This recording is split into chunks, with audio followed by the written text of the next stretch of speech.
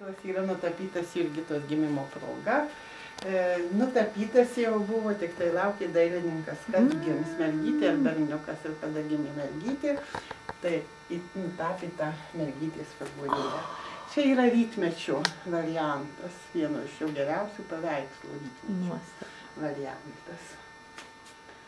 Čia troškulys.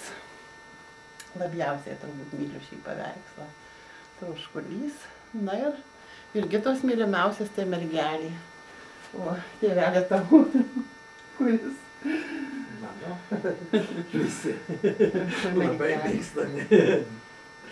Taip yra su menu, kai geras menas, tai paskui... Štai paveikslas tai mums labai padėjo tuo nykiu sovietmečiu, kada mes grįždavom nusiplūkę, tokie persekiojami tiesiog savo mokyklose iš darbo. Tai būdavo atsisėdė, taip pailsi, taip atsipalaiduoja, atitrūksti nuo visos tos tokios slogios tikrovės. Labai, labai.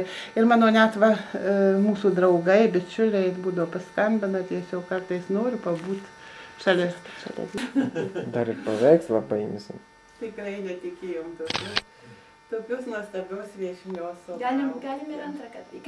Turi blikselti lyg tai. Tai subliksėjo jau. Subliksėjo, o dabar antrą kartą nesubliksės, kadangi jis turi pasikrauti biskį. Tai dabar spaust? O, gerai. Dabar stop. O, nebūtinai, gali jį palikti. Ir nuotrauką padaro. Čia nuotrauką. Gali palikti tą, kad toliau eitų. Nes geriau kaip eina. Reiškia, tu... Dabar uždaryti. Paliak, palikti. Nes aš dar norėjau tą gražią jūsų gėlę gauti.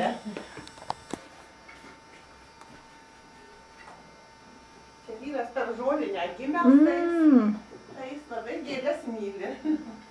Ir čia ne mano, čia vyro gėlynai.